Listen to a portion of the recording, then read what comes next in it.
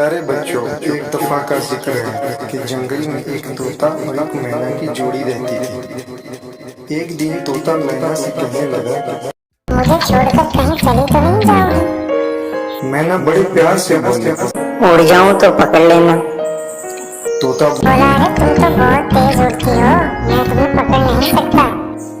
ये सुनकर मैना की आंखों में आंसू आ गए और वो सारों पार रोने लगी और उसने अपने पर तोड़ ली और बोली, अब हमेशा हम साथ रहेंगे। एक दिन बहुत जोर का तूफान आया।